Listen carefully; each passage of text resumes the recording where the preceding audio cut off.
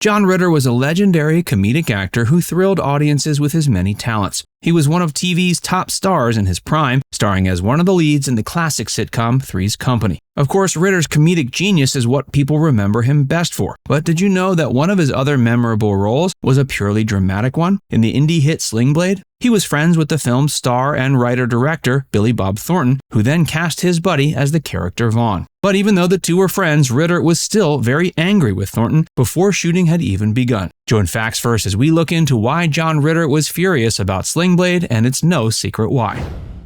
John Ritter's hair.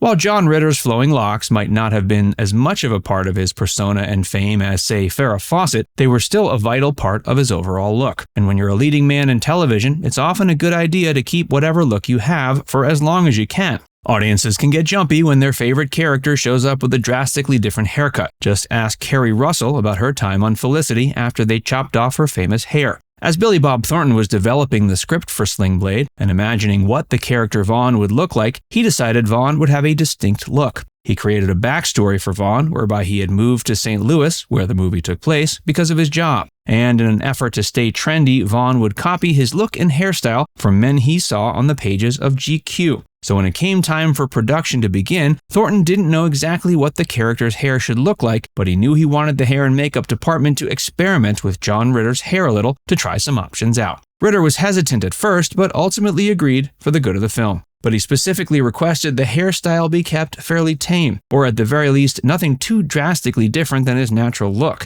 This was partially because right after the hair test, Ritter had to head back to LA to film a public service announcement. When they landed on a style that featured a high and tight look with dyed locks, Thornton loved it, but there wasn't a mirror in the room where they were experimenting. So when Ritter got back to his hotel room, he saw what they had concocted. He was furious. Ritter claimed he had to film the PSA the next day with a baseball cap on just to hide his ridiculous look. Thornton and Ritter's friendship. Despite the issue that Ritter had over Vaughn's hairstyle, he remained close friends with Billy Bob Thornton. The two had originally met while working on a sitcom of all places. While Thornton might not be exactly known for his comedic acting, he landed a role on Hearts of Fire in the early 90s. It was a CBS sitcom that also starred John Ritter. The two bonded while on set and working together and soon became close friends. Thornton actually wrote Sling Blade while in his downtime on the set of Hearts of Fire. He reportedly then made the final edits to the script while on a break from the show. He was sitting at his mother's dining room table spending Christmas with her. Perhaps because he saw every day at work how talented John Ritter was, Thornton decided to create a character in Sling Blade specifically for him. The role of Vaughn was tailored specifically to what he felt were Ritter's skills, despite the fact there wasn't any comedy in it. But Thornton knew Ritter could shine in a dramatic role too. Before we tell you more, be sure to give this video a like and subscribe to Facts First if you haven't already. The character's origins.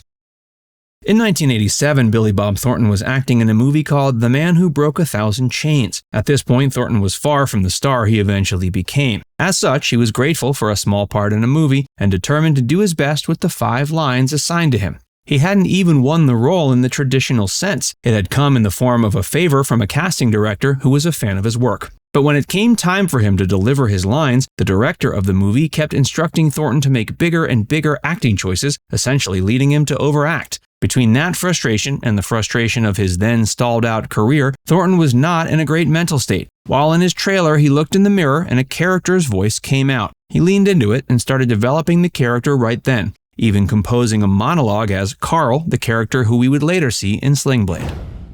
Describing the character. Thornton has described his character of Carl in a variety of ways. He first maintains the character is not mentally disabled. He points out that between Carl's difficult childhood and being in an institution for many years, he was just troubled socially. He likened the character to a mix of the famous character from To Kill a Mockingbird, Boo Radley, and Frankenstein's monster. Once Thornton had developed the character, he wanted to create a project where he could experiment with him and let him shine. Plus, he needed to find a way to raise money to film whatever project eventually featured Carl. His solution was to create a short film with Carl as the main character. It was called Swine Before Pearls and focused on Carl and his upbringing. Thornton has since revealed that in order to explore the character further, he put him in situations not too dissimilar from his own childhood in Arkansas, and many of the characters in the short film, as well as in Sling Blade, are based on people Thornton knew in his own life growing up. Thornton's directing style.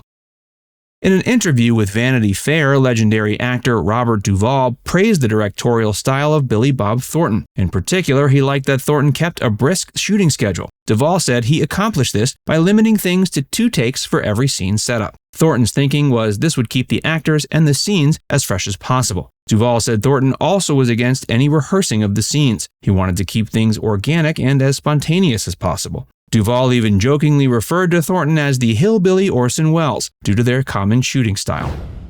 They got a blessing from Martin Scorsese. Sling Blade was made on a tiny budget of $1 million and filmed in 24 days, yet it made an immediate impact to those who saw an early cut. Most notably, former Miramax head and now disgraced criminal Harvey Weinstein reportedly bought the distribution rights after seeing only 30 minutes of the film. Weinstein was a control freak and wanted Thornton to make all sorts of cuts and compromises to the film. Thornton knew he was not coming from a position of power and was torn about it, so he reached out to legendary director Martin Scorsese. Scorsese watched the cut and was over the moon. He insisted to Thornton that not only should he avoid making cuts, but that the film, as it was absolutely going to win an Oscar. Scorsese expanded on his opinion, telling Thornton that since he hadn't spent any of the studio's money to make the film, he didn't owe them any changes. He pointed out that once Thornton became a big name on account of Sling Blade, he'd never have that luxury again. He'd be forced to give in to the creative direction of people who funded his future projects. So, Scorsese said to take advantage of this time in his career and keep the film exactly as he wanted it. Now it's time to hear from you. Do you think John Ritter would have gone on to act in more dramatic roles if he'd lived longer? Let us know in the comments section below. And before you go, make sure you give this video a like and subscribe to FactsVerse if you haven't already. Click the bell icon to stay updated on all our latest content. By the way, if you haven't joined FactsVerse as a member yet, be sure to look below this video and click the join button.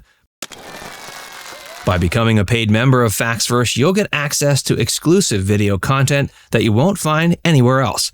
This includes some of our more mature content that isn't suitable for public audiences, which includes topics like Hollywood actresses who posed for Playboy and some of the steamiest moments in movie history. Plus, you can enjoy these videos completely ad-free. Our biggest fans will notice they also get badges next to their name when they leave comments on our videos. We pay special attention to comments from our members, and so do other viewers. So if you want exclusive content from FactsVerse or inside access to discussions with other community members, click the join button to get started for just $4.99.